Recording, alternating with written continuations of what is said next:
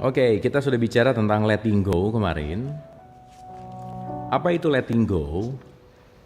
Letting go adalah melepaskan perasaan-perasaan yang tidak nyaman. Oke ya, nanti kita akan paham bahwa betapa sangat penting untuk bagaimana kita punya regulasi untuk melepaskan itu gitu. Karena kalau kita nggak punya skill itu, maka perasaan-perasaan itu yang akan membawa kita hanyut dan larut dan kita akan berputar-putar di level yang sama gitu. Banyak orang tidak berubah karena dia tidak bisa meregulasi perasaannya. Oke? Nah, maka hal yang paling penting kalau teman-teman pernah nonton saya jelasin tentang manas, ada perasaan, ada pikiran, ada perasaan, ada emosi, dan di situ ada memori. Dan itu saya rasa penting untuk kita manage gitu kan. Jadi hidup adalah tentang bagaimana memanage diri. Jadi diri itu salah satunya adalah manas. Manas itu adalah perasaan, pikiran, dan emosi gitu. Oke? Sip ya, simak baik-baik. Nanti kita ngobrol, kita diskusi sambil ngisi waktu menuju berbuka puasa. Alright. Ready ya teman-teman ya? Yang perlu siapin catatan karena nanti kita akan nulis-nulis juga, boleh ya?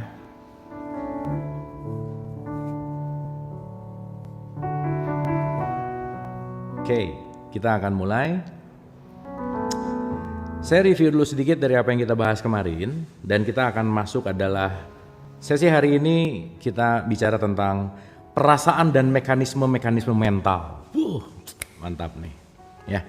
Perasaan dan mekanisme-mekanisme mental supaya nanti teman-teman ngerti kenapa aku gini sekarang. Kenapa aku susah maafin dia? Kenapa aku benci sama dia gitu?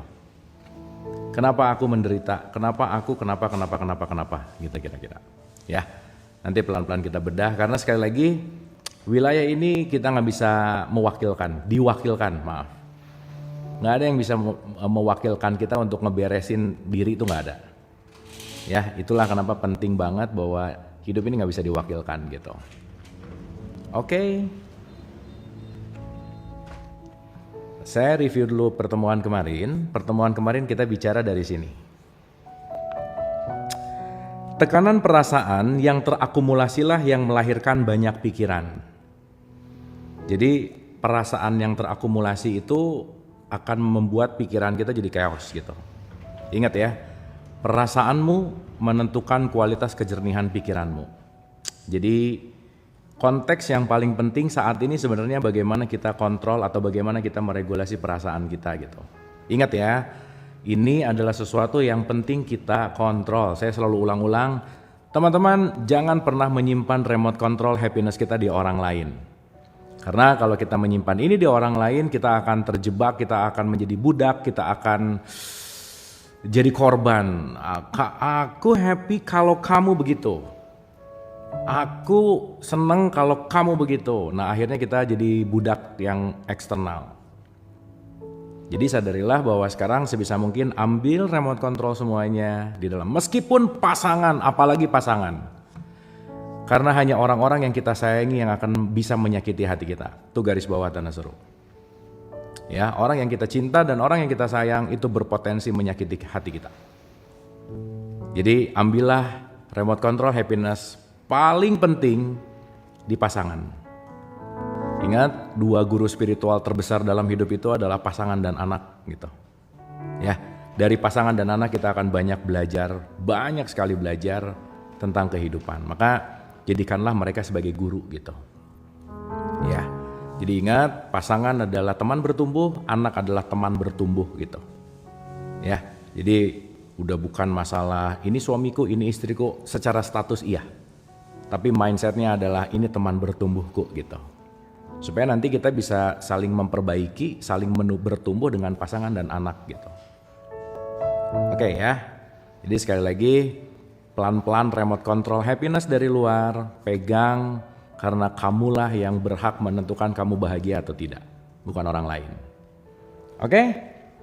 Dapat ya teman-teman? Anyway, suara oke, musik oke, nyaman ya? Clear? Oke? Ntar ini diam-diam gini Baru tidur jangan-jangan nih. Iya, enggak kok, kalian nggak berjuang sendiri, enggak berjuang sendiri. Tenang aja, nanti ngerti. Perasaan berasa berjuang sendiri karena belum mengerti siapa diri gitu. Ya, nanti kalau udah ngerti diri pasti dapat. Alright, oke. Dikit lagi ya. Saya review sedikit lagi, kita masuk ke chapter baru. Oke, saya ulang. Tekanan perasaan yang terakumulasilah yang melahirkan banyak pikiran. Satu perasaan misalnya mampu menciptakan ribuan pikiran selama periode waktu tertentu. Oke? Pikirkan misalnya satu kejadian menyakitkan di masa silam, sebuah kenangan dan penyesalan mengerikan yang Anda sembunyikan. Teman-teman, banyak banget perasaan yang nggak kita sadari. Karena kenapa ditutup-tutupin terus gitu. Ya, bukan diselesaikan tetapi disembunyikan, dan ketika disembunyikan itu nanti akan makin gede. Sama kayak kita misalkan ya, dalam tanda petik ngeluarin atau nyimpen kucing atau binatang apa ke hutan gitu. Terus nggak pernah dicek itu binatangnya. Nanti kaget sendiri, tiba-tiba udah gede tuh si binatang. Nah sama tuh kayak perasaan kita. Sesuatu yang ditutupi nggak diselesaikan, makin gede dan nanti meledak gitu. Wah gawat nih, Tajil War mulai hadir. Kohen, selamat sore Kohen. Kita ngabuburit perasaan sore hari ini ya. Kita ngacak-ngacak perasaan sore hari ini. Oke ya teman-teman ya. Cermati pikiran-pikiran Anda selama bertahun-tahun yang terkait dengan kejadian menyakitkan itu. Banyak orang dengan sakit perasaan justru malah ditutupin, bukan diselesaikan gitu. Ya. Jika Anda mampu melepaskan perasaan menyakitkan yang mendasarinya, semua pikiran akan lenyap seketika dan Anda akan melupakan kejadian itu. Jadi, bukan pikiran dan bukan fakta yang menyakitkan, tetapi perasaan yang nempel ke situ. Teman-teman, melepaskan tuh sesederhana lepasin tangannya, bes, selesai. Lepasin bebannya, selesai. Cuman kita nggak terlatih untuk melepaskan itu sebenarnya. Jadi sebenarnya kalau mau, lepasin, selesai. Kalau mau. Cuman kebanyakan bukan mau gitu, gengsi. Aku tuh mau ngasih pelajaran sama dia dengan begini. Mulai itu, gengsi, ego. Dan jangan lupa bahwa orang yang pertama kali akan mendapatkan kerugian ketika marah, benci, dengki, iri, dan seterusnya, itu kamu. Sama halnya ketika kita ngelemparin api ke orang lain. Siapa yang lebih panas duluan? Dirimu sendiri. Agak susah perempuan. Sebenarnya perempuan sama laki-laki nggak ada bedanya dalam urusan ini kecuali latihannya. Ingat ya, bukan gender, nggak ada manusia hebat, nggak ada manusia nggak hebat. Yang ada adalah manusia terlatih dan tidak terlatih. Selesai. Kalau Anda tidak pernah melatih bagaimana Anda memaafkan, Anda nggak hebat. Karena orang hebat itu bukan yang kuat, bukan itu. Tetapi orang yang bisa melepaskan perasaan buruknya, itu baru hebat. Maka dalam proses intelijen, orang yang disebut intelijen adalah orang yang mampu beradaptasi menjadi sesuatu yang baru gitu. Anyway, ya, oke, nanti kita ngerti. Teman-teman, pertanyaan simpan di akhir ya. Sekarang nyimak dulu aja ya. Nanti pertanyaan-pertanyaan simpan di dalam lagi, di terakhir. Duh, udah mau buka, rada-rada kewas nih. Ya, sip. Oke, clear ya. Kita buktikan dengan sebuah penelitian. Observasi ini sesuai dengan riset ilmiah teori scientific Gray-LaViolette. Ya, itu Gray-LaViolette itu tahun 81. Mengintegrasikan psikologi dan neurofisiologi, penelitian mereka menunjukkan bahwa sifat-sifat perasaan mengorganisir pikiran dan memori.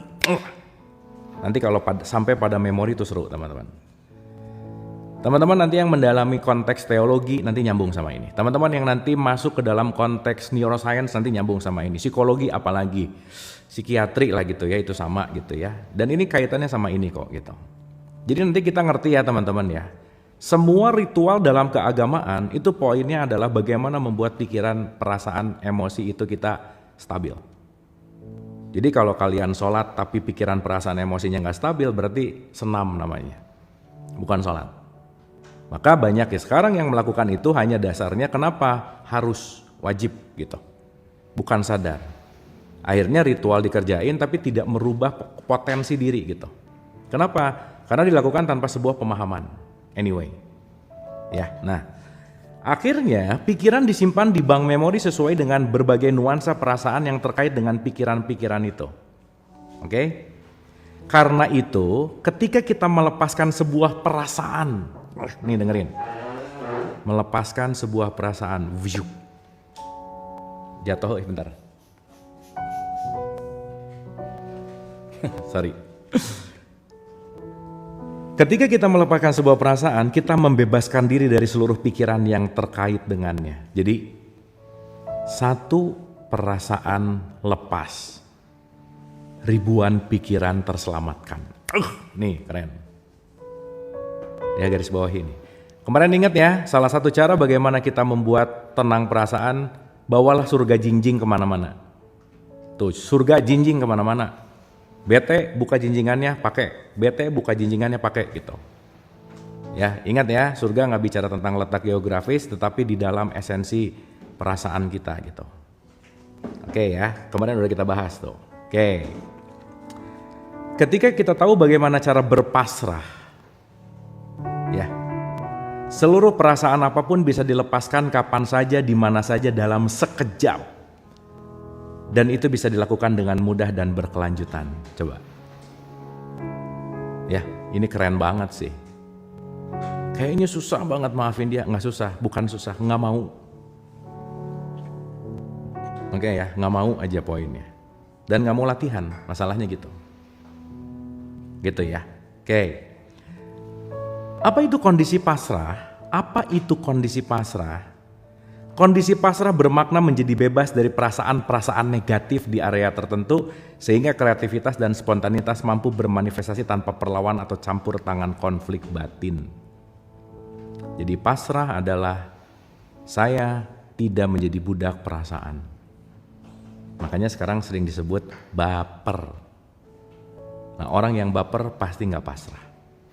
Ingat ya, pasrah itu bukan statis, nggak ngapa-ngapain, bukan. Tapi saya melepaskan sesuatu yang melenggu perasaan saya, itu namanya pasrah.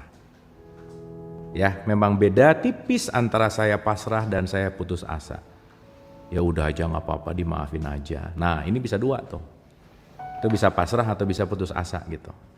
Ya, makanya maaf ya ini agak kasar dikit. Beda tipis antara orang yang sabar, ikhlas dan bego, itu beda tipis. Ya. Nah kalian harus dicek saya ini sabar atau bego gitu. Biasanya aku tuh udah sabar, enggak sih bego aja, bisa aja begitu gitu. Ya anyway, itu saya selalu ulang-ulang supaya ngeh gitu. Ya, oke. Bebas dari konflik batin dan harapan bermakna memberikan kebebasan terbesar pada orang lain dalam hidup kita. Harapan. Naif. Naif. Oke ya. Harapan, ekspektasi. Ingat ya, happiness sama dengan realitas dibagi ekspektasi. Semakin ekspektasinya besar, semakin kebahagiaan Anda rendah. Ya. Aku udah gak punya rasa, rasaku hanya kepada Allah saja. Boh, mantap. Mantap, bagus tuh. Bebas dari konflik batin dan harapan bermakna memberikan kebebasan terbesar pada orang lain dalam hidup kita. Itulah disebut cinta, teman-teman. Ingat ya, cinta adalah proses membebaskan. Cinta adalah proses untuk membiarkan bertumbuh sesuai dengan seapa adanya. Itu namanya cinta. Ya, kita kemarin udah bahas beda tipis antara mencintai dan melekat gitu. Ya, makanya saya selalu bilang 99% orang yang ngomong I love you pret banget aja gitu, ya. Nggak I love you sih sebenarnya. Tuh dagang gitu ya, bukan love gitu. Anyway. Ulang-ulang yang mana? Ulangi ya. Happiness sama dengan realitas dibagi ekspektasi. R dibagi E. Maka kalau E-nya besar, pembaginya besar, berarti happiness kamu rendah. Live-nya sampai jam berapa? Sampai maghrib, selesai, habis gitu nanti malam kita lanjut. Cara melepaskan sakit hati, kan ini lagi dibahas, tenang. Pertanyaan di bawah ya, dikit lagi. Sekarang refleksiin dulu aja. Refleksi itu maksudnya gini, apa yang dibaca, rasain nih. Oh iya banget, nih gue banget nih. Ini banget nih, gitu ya teman-teman ya. Hati-hati nih. Kadang-kadang ada orang dengar sesuatu yang diingatnya orang lain, oh ini dia banget nih, dia banget gitu. Jangan ya. What means to me? Ini maknanya untukku apa gitu. Ya, oke. Tadi saya ngomong surga jinjing nggak ada di buku ini, enggak ya, itu mah istilah saya aja supaya kita sadar bahwa surga tuh bisa dibawa kemana-mana dan kita menentukan surga kita. Ya, kita yang menentukan surga kita yang membangun surga kita gitu. Ya, oke ya. Jangan nunggu nanti, jangan. Ngapain nunggu nanti, kelamaan, sekarang aja. Berarti kalau pengen masuk surga gimana caranya? Bikin sendiri. Gimana cara membuat surga? Ketenangan jiwa. Belajar latihan untuk melepaskan semua perasaan-perasaan yang mengikat kepada memori gitu kira-kira. Ya. Terkadang manusia itu pamer kebahagiaan, dia juga pamer ujiannya. Nah, kita nggak bisa ngejudge dia mau pamer mau nggak, urusan dia gitu. Penilaian kita yang bahaya tuh. Ih kamu pamer, siapa tahu dia mau ngajak kita untuk berbuat kebaikan, kan kita nggak tahu gitu. Itu ya, itu penting tuh. Oke. Saya ulang ya, bebas dari konflik batin dan harapan bermakna memberikan kebebasan terbesar pada orang lain dalam hidup kita ini. Teman-teman, kalau Anda atau kalian sayang sama orang lain, cara menunjukkan sayang yang terbaik sama orang yang kalian sayang sederhana. Jadilah orang yang nggak nyebelin, cukup, itu udah cukup. Karena begitu kita mulai tidak menyebalkan, artinya apa? Nggak ada attachment di situ. Berarti di situ ada sesuatu yang penting untuk kita regulasikan. Ya. Jadi bukti sayang kita ke orang lain, saya memperbaiki diri. Bukan nyuruh dia berubah, bukan. Aku sayang deh sama kamu. Buktinya apa? Saya mau jadi orang yang kurang menyebalkan dari hari kemarin. Gitu. Ya. Plus transfer sih penting ya. Itu penting ya. Nah. Tapi kadang menyebalkan bikin ngangenin, ya boleh juga sih. Nanti datang orang nyebelin terus, penting sih emang itu. Ya, oke. Karena pada akhirnya yang akan mengatakan I love you akan kalah dengan ambil aja, nanti aku yang bayarin. Nah, nanti kalah sama yang gitu ya. Jadi jangan kebanyakan ngomong I love you lah. Oke, anyway, ini memungkinkan kita mengalami sifat dasar alam semesta. Ini keren banget nih. Ya.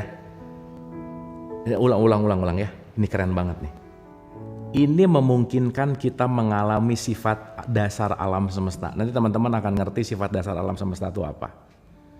Jadi kalau sekarang ngomong Tuhan, Allah, Yesus, Yahweh, Yehova, Dewa, apapun terserah penamaannya, sifat dari mereka cuma satu.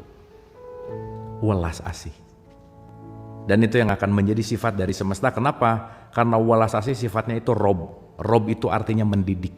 Mendidik itu pasti dengan kasih sayang.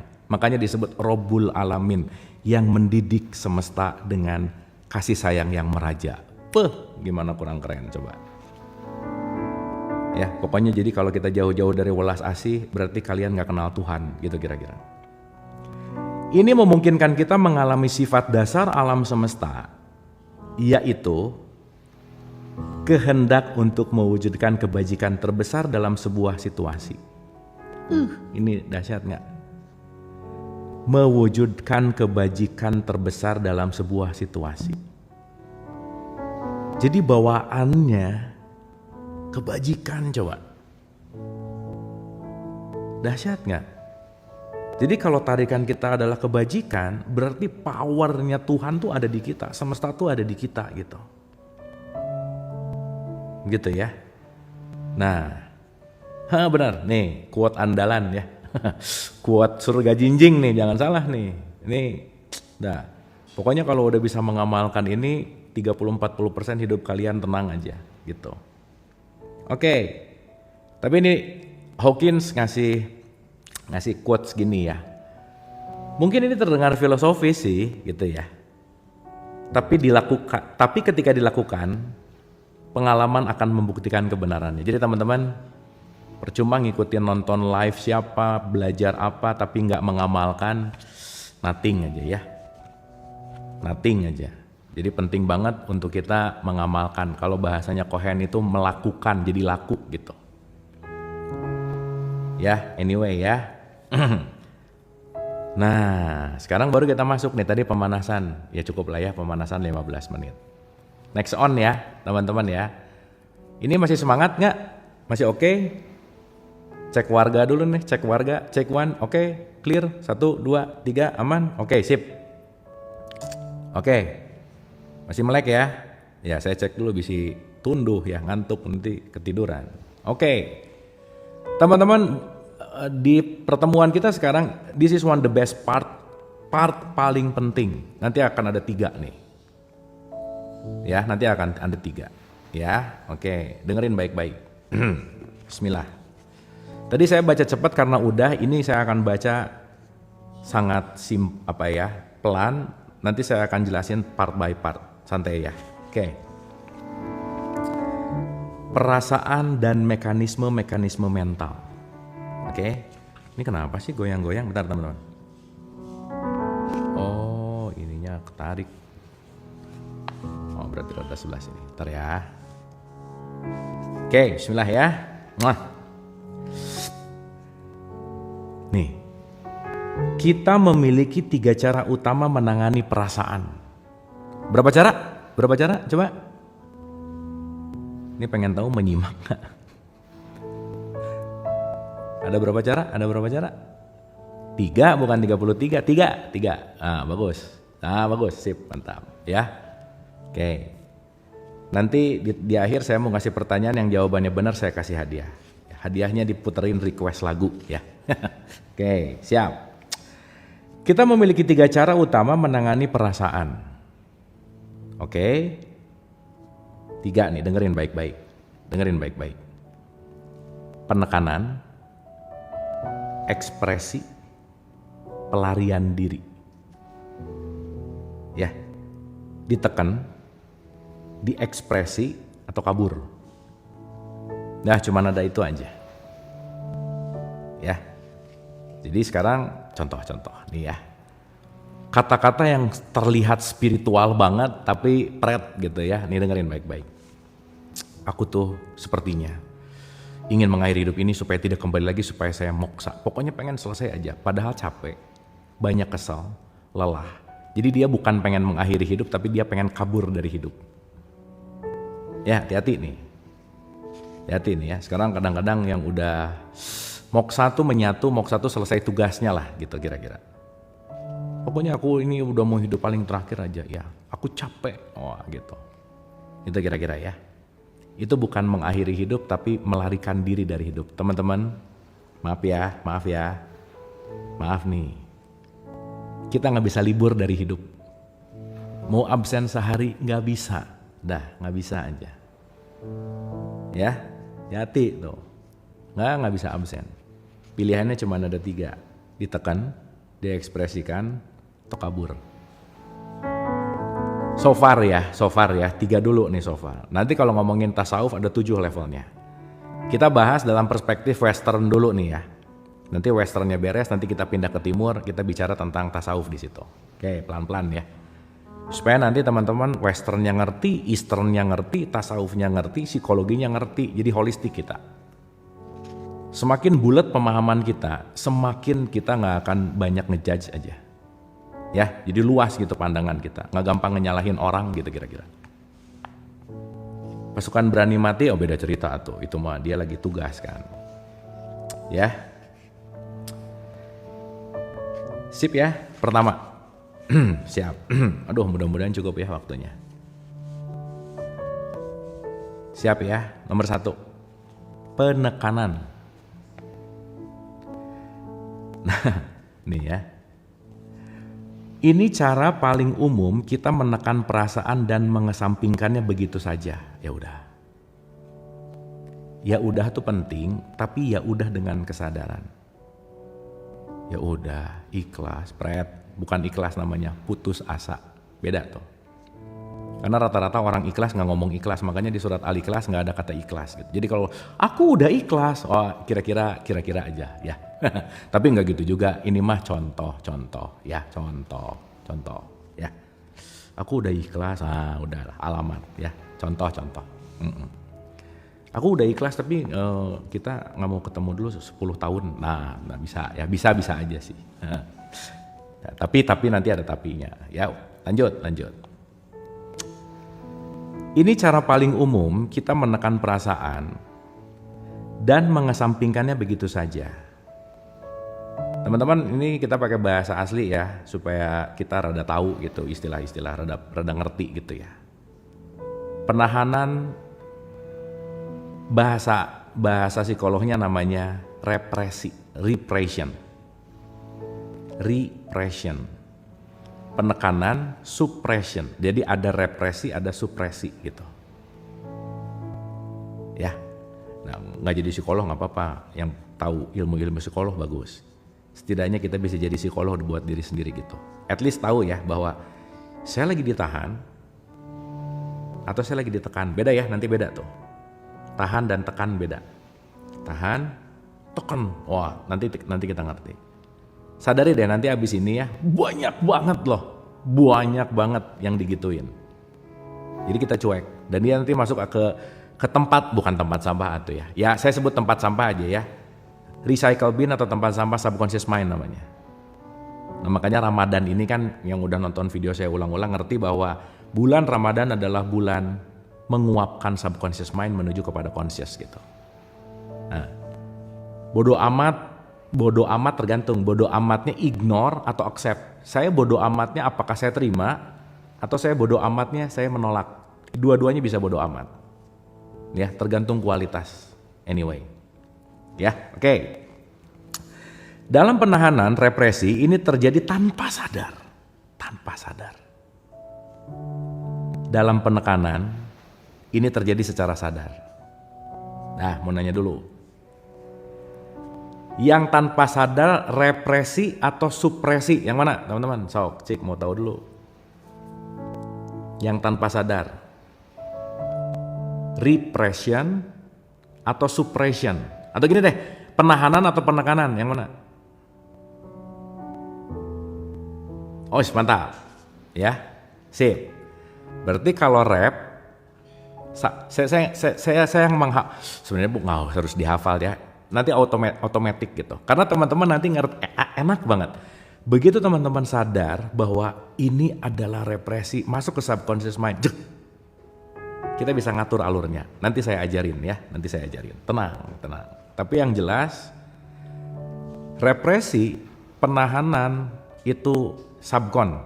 Jadi saya ngafalinnya gini, tahan subcon, tekan kon gitu.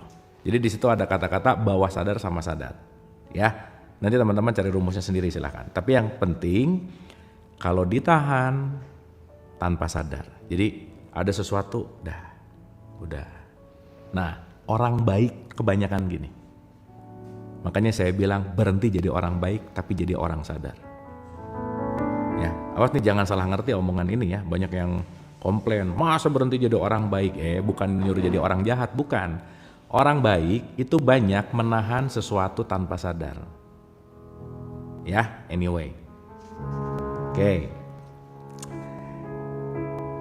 Lanjut ya. Benar, orang baik banyak dimanfaatin. Benar-benar. Kita tak ingin terganggu oleh perasaan dan kita tidak tahu apa lagi yang harus dilakukan terhadapnya. Oke. Kita menderita olehnya dan mencoba tetap menggunakannya sebaik yang kita mampu. Perasaan-perasaan yang kita pilih untuk ditekan atau ditahan sesuai dengan program-program sadar dan bawah sadar yang kita dapatkan dari keluarga dan masyarakat sejak kecil. Oke, ini harus dijelasin nih. Teman-teman bisa bedain dulu nggak mana sadar, mana bawah sadar? Bisa bedain nggak? Banyak menahan sesuatu sampai jadi anak buah psikolog sama psikiater. Ya oke, mungkin memang hikmahnya di situ. Gini, sadar dan bawah sadar ya. Oh ya oke, ya udah. Nanti saya jelasin sebentar lagi ya, supaya nanti teman-teman ngerti, saya, kalian, ini lagi terpenjara sama bawah sadar kita masing-masing. Dan bawah sadar itu dipengaruhi oleh keluarga dan lingkungan. Maka lingkungan sangat memengaruhi siapa kamu. Titik. Nah, itulah yang menjadi dasar, jangan pernah menilai siapapun karena lingkungannya beda, pengetahuannya beda, kesadarannya beda, nggak bisa dibandingkan. Dia tuh ya gini, tar dulu. Jangan menilai dia berdasarkan persepsi kita karena kita beda subconscious mind-nya gitu. Teman-teman ingat baik-baik ini ya, orang yang malas mikir cenderung suka menilai. Jadi kalau kalian cepat banget menilai orang, berarti jarang mikir gitu. Sok dirasa-rasain. Dikit-dikit komplain dia tuh, dikit-dikit pasti jarang mikir. Kenapa? Once pemikirannya nggak nyala, yang keluar adalah menilai. Ya, nanti saya ceritain tentang subconscious mind, ya, alam bawah sadar. Sip ya? Oke. Oh, udah maghrib? Ntar. Oh, belum ah. Oh, di Sidoarjo emang beda banyak ya? Sidoarjo tuh di Surabaya kan? Bandung loh ya. Ya oke, siap. Kaget saya. Nggak, takut ada diskon hari ini gitu. Saya belum baca berita, takut aja. Hari ini maghrib diskon setengah jam, misalkan nggak tahu ya. Bisi ini mah. Ya oke, lanjut. Contoh. Sip. Nah, teman-teman kita santai ya. Ini sejujurnya ini bahasan berat banget, tapi semudah mungkin mau dipakai bahasa dan penjelasan yang simpel supaya kita semua bisa paham gampang gitu ya. Yang penting bisa, 5 menit lagi wilayah Surabaya, oke, siap. Teman-teman yang mau buka puasa dulu ya. Selamat buka puasa yang mau udah buka, yang mau selamat siap-siap ya. Saya nyelesain dulu sebentar lagi, oke? Oh, ya ampun, malah udah beres ya. Iya benar. Jangan-jangan ada yang komen bentar lagi. Saya baru beres tarawih. Ya udah nggak apa-apa ya. Oke. Tekanan dari perasaan-perasaan yang kita tekan dan tahan, kemudian kita rasakan sebagai kecenderungan untuk lekas marah. Oke. Perubahan suasana hati yang tiba-tiba, ketegangan pada otot leher dan punggung, sakit kepala, kram, gangguan menstruasi, gangguan pencernaan, insomnia, hipertensi, alergi, dan kondisi-kondisi somatik lainnya. Coba teman-teman, kebayang nggak? Nahan perasaan tanpa sadar bikin menstruasi bagi para perempuan nggak beres, bikin tegang, bikin semua psikosomatis jadi nggak beres. Rugi nggak kira-kira? Pertanyaannya, masih mau nggak maafin orang gitu? Ya, masih mau benci sama orang gitu, masih mau mengkafir-kafirkan orang gitu misalnya, menerakakan, rugi loh gitu. Ya rugi buat yang sadar sih. Kalau yang enggak ya udah aja kan gitu. Anyway, benar. At least ngerti banget bahwa begitu saya marah sama dia yang rugi saya gitu. Buang energi, mantap. Pasti nonton waktu bahas energi ya. Nanti kita bahas vibrasi ya, kemarin belum sempat. Oke. Ketika kita menahan sebuah perasaan, itu karena ada begitu banyak rasa bersalah dan ketakutan atas perasaan tersebut, sehingga bahkan tidak dirasakan sama sekali. Inilah yang disebut adiksi, menderita. Udah gak kerasa loh. Saking kebal, ya. Saking udah banyak benci yang segini udah gak kerasa, cuek aja. Nanti dia nyari benci lagi yang lebih besar, bahkan benci-benci yang remeh jadi gak kerasa. Padahal setiap benci yang remeh akan membuat represi, dan represi akan masuk kepada psikosomatik. Tiba-tiba stadium 4 aja, tiba-tiba cancer aja gitu. Gimana? Ya, masa gak mau maafin ya? Kebal, ya, dipiara terus. Mending miara embe, nanti di bulan haji bisa dipotong ya. Sekarang miara ginian capek atuh gitu, kira-kira. Maafkan, lupakan, jalan terus Kang. Nanti kita bicara tentang memaafkan dan melupakan ya. Nanti kita bahas. Karena memaafkan tuh bukan melupakan, bukan. Nggak bisa melupakan tuh nggak bisa. Nah, ini bukan perempuan aja, laki-laki juga sama ya. Sekali lagi ya, semuanya. Oke. Tadi ada pertanyaan gimana cara ngontrol emosi. Ini kita lagi belajar nih. Semakin saya mulai sadar, oke. Tubuhku yang terkasih dan tersayang, saya mulai ingin menyayangimu dengan seutuh-utuhnya, dengan segenap hatiku, dengan merawatmu dengan sebaik-baiknya, dengan memberikan nutrisi welas asih, dengan saya mau memaafkan. Udah deh teman-teman, bahasanya terserah ya, tapi jangan lupa ini nih, gak bisa kita pisah sama ini karena ini teman seumur hidup kita nih. Gak bisa, ini seumur hidup nih. Ini nih.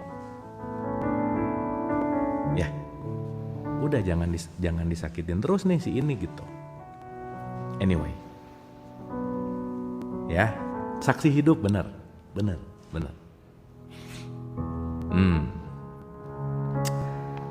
Saya ulang ya. Ketika kita menahan sebuah perasaan, itu karena ada begitu banyak rasa bersalah dan ketakutan atas perasaan tersebut sehingga bahkan tidak dirasakan sama sekali. Perasaan itu langsung masuk ke dalam bawah sadar. Begitu mengancam akan muncul. Perasaan yang ditahan itu kemudian ditangani dengan berbagai cara untuk memastikan agar tetap tertahan dan tidak disadari. Kalau udah nyumput, dia akan main umpet-umpetan sama kita. Dia makin nyumput, nggak ketahuan aja. Aduh teman-teman, abis ini ya, nanti ngerti kenapa kita didatengin orang nyebelin. Nanti ngerti aja. Karena sesungguhnya orang yang menyebalkan itu hanya lagi mau ngingetin kita bahwa ada yang nyumput di alam bawah sadarmu yang kamu harus selesaikan. Makanya kalau Yesus tuh ngomong ya, cintailah musuhmu. Karena musuhmu, orang yang kamu benci adalah orang yang memberikan sinyal kepadamu untuk menyadari bahwa banyak yang nyumput di alam bawah sadarmu. Untuk kamu sadari, sehingga kamu perlu faktor eksternal untuk kamu ngerasa benci, dengki, iri, dan seterusnya.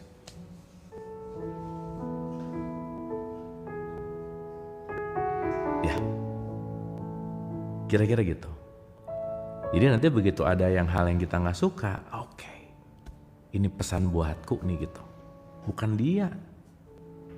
Kita tuh bisa marah karena nggak ngerti. Padahal dia mau nyelamatin kita dengan caranya. Ulang ya. Ini baru dapat nih. Siapapun yang datang ke kita berusaha menyelamatkan dengan caranya. Ya, dengan caranya.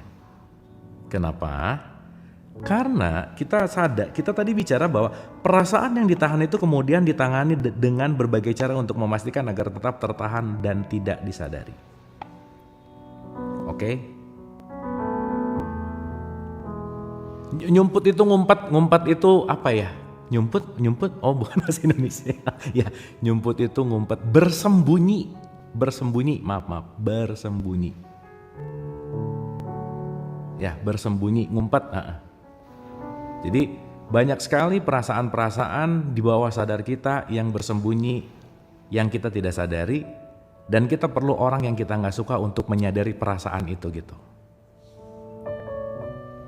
Oke, dapat ya. Jadi ketika ada tersembunyi, tersimpan itu masih kelihatan, tapi bahasanya mungkin tersembunyi gitu. Ya, oke ya. Terkait mekanisme-mekanisme yang digunakan pikiran untuk menjaga perasaan tetap tertekan, penolakan dan proyeksi mungkin metode yang paling dikenal karena keduanya cenderung berjalan bersama dan saling memperkuat. Oke.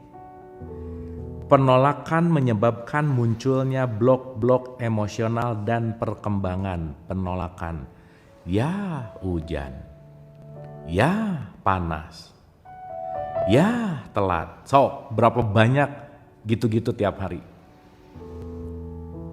Dikit-dikit, ya gitu. Ya. Apa-apa yang terjadi cenderung berjalan saling memperkuat. Penolakan menyebabkan munculnya blok-blok emosional dan perkembangan. Ngeluh, bener. Jadi clear ya, kenapa kitab suci ngomong orang yang berputus asa adalah orang yang kafir. Jadi teman-teman, kafir tuh bukan agamanya, bukan apanya, putus asa aja udah kafir loh, dalam tanda petik ya. Kenapa? Karena ini kaitannya bukan untuk siapa-siapa gitu. Untuk diriku. Ya, untuk diriku. Kurangi ngeluh, yes. Karena ngeluh itu kebiasaan. Ya. Oke. Biasanya disertai dengan mekanisme proyeksi. Karena rasa bersalah dan ketakutan, kita menahan impuls atau perasaan dan kita menolak kehadirannya di dalam diri kita. Alih-alih merasakannya, kita memproyeksikannya ke dunia dan orang-orang sekitar kita. Nih, lagi kesel, bukan ngerasain, kita proyeksikan keluar. Yang di luar jadi dimarah-marahin. Jadi korban. Ributnya di jalan, kesalnya dibawa ke rumah. Anak jadi sasaran. Kamu ya, padahal tadi ributnya di jalan gitu. Gimana? Ayo. Ya, bahaya nggak? Bagaimana ketika kita tidak bisa melepaskan perasaan pada emosi, pada memori. Melekat terus gitu. Ya, dan itu skill by the way. Kita mengalami perasaan seolah-olah perasaan itu milik mereka. Ini keren nih. Seolah-olah milik mereka.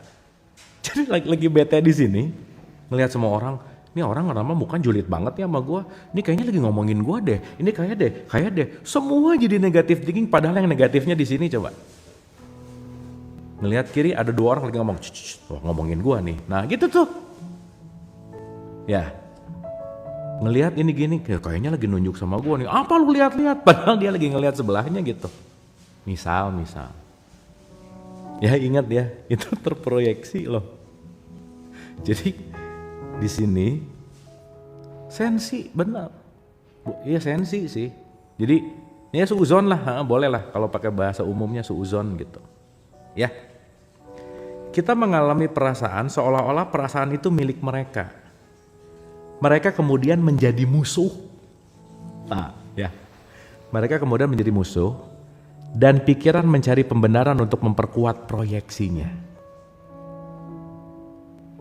Pas lihat lagi nggak beres, musuh nih, pikiran bener ya, kalungnya salib nih. Nah Islam nih misalnya ya, pasti agamanya beda, nggak tahu ini pasti. Wah udah selesai udah. Gara-gara kalung, coba kebayang, gara-gara baju gitu. Coba gimana? Ya. Ini buku apa? Bukunya Letting Go. Tuh. Letting Go. Tapi teman-teman saya bahas agak sedikit, kita bahas ke tasawuf ya. Jadi kita pakai filsafatnya sedikit, ke tasawufnya sedikit supaya komplit gitu kan ya. Jadi saya pakai contoh-contoh ke situ gitu. Supaya holistik. Tapi basicnya ini. Basicnya letting go. Kan tadi premisnya kalian malas baca, saya aja yang bacain, udah gitu. Ya, saya bacain lumayan, saya juga belajar kan. Kalian juga belajar. Jadi kita win-win solution. Gitu kira-kira ya. Oke, anyway. Ulang ya. Ulang. Mereka kemudian menjadi musuh. Dan pikiran mencari pembenaran untuk memperkuat proyeksinya. Kesalahan pun dilemparkan pada orang, tempat, lembaga, makanan, kondisi, iklim, peristiwa, astrologi, semua disalahin. Contoh-contoh. Teman-teman maaf ya, kalau kalian susah maafin, semua akan diproyeksikan. Ini ngomong mantan, misal mantan aja ya. Jangan mantan, gak enak. Bisa ada yang belum punya mantan, takut ada. Jangan mantan, apa ya? Pokoknya lagi musuhan aja ya, lagi musuhan. Ada orang musuhan gitu. Nah, orang musuhan. Saya aja lah. Contohnya saya. Nah, saya contoh. Kalau saya ngomong mantan, takut ada yang belum punya mantan kan nggak enak ya. Nanti menjolimi namanya. Ya, nih contohnya saya aja ya. Misal. Ini mah nyata ya. Saya pakai contoh saya. Ya saya sama mantan saya lah misalnya. Misal. Benci nih, saya benci sama dia gitu. Benci. Nah, begitu saya benci sama dia, datang tuh. Ketutup kan, makin gak sadar tuh tadi ya, proyeksi. Dan ketika dua-duanya di frekuensi yang sama, muter. Saya ngomong satu nama binatang sama orang ini, dia ngebalas pakai satu kebun binatang. Udah aja, gak beres-beres. Ya, saya ngomong satu binatang, dia ngebalas pakai satu kebun binatang. Apakah mantan harus dibenci? Jangan atuh ya, buat Bu, jangan. Ini mah contoh tuh. Ini salah ngerti lagi, Bu. Ini mah contoh ya, sekali lagi contoh. Ya, contoh. Ya, jadi begitu saya ngasih satu binatang, dia ngasih satu kebun binatang. Oke? Begitu saya ngomong lagi, nanti pelan-pelan dibawa bapaknya, dasar lu anaknya sih, gitu. Dia balik ke saya, udah bukan bapak saya, garis keturunan tuh, dasar orang Sunda. Nah dibawa tuh. Jadi dia sama orang Sunda benci banget gara-gara ke saya gitu misalnya. Misalnya si orang ini kuliahnya di ITB-nya anak ITB tuh ya nyebelin banget. Padahal yang nyebelin cuman dia gitu. ITB ke bawah-bawah, coba sok gimana? Jadi sempit nggak? ITB di mana? Di Bandung. Bandung ke bawah-bawah, orang Bandung ya. Nah udah tuh. Jawa Barat ke bawah-bawah, udah. Nanti ujungnya orang Indonesia, udah selesai aja. Beres aja. Gitu. Pusing nggak coba? Gara-gara apa? Gara-gara tidak memaafkan. Kita musuhan sama satu negara, coba. Gara-gara hal tidak memaafkan, kita bisa ribut sama satu negara gitu. Misal contoh, yang ini mah ngomongnya lebay ya, lebay. Meskipun nggak pada ngaku juga nggak apa-apa ya udah. Tapi ada lah pasti. Ya, anyway. Aduh teman-teman ini masih banyak, tapi ini waktu udah 17.51. Kita lanjutin nanti malam apa ya? Mending nanti malam, mending besok pagi. Nggak boleh pakai label-label gitu ya, jangan. Kan kita unlabel, kita mah nggak boleh gitu. Ya nanti malam ya. Sip ya, soalnya udah lumayan rada haus gitu ya. Nih udah lumayan gitu. Mau batal sekarang tanggung kan, sayang ya. Masa 1 menit batal, sayang. Gitu kira-kira. Ya teman-teman ya, jadi saya selesaiin dulu sedikit lagi ya. Kesalahan pun dilemparkan pada orang, tempat, lembaga, makanan, kondisi iklim, peristiwa astrologis, kondisi sosial, nasib, even Tuhan disalahin. Tuhan disalahin coba. Keberuntungan, iblis, setan tuh, orang asing, kelompok, etnis, rival politik, udah semualah disalahin. Gitu. Ya.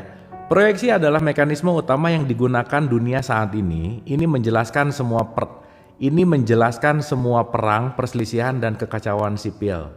Bahkan kita didorong untuk membenci musuh agar bisa dikatakan sebagai warga negara yang baik. Nih. Udah deh.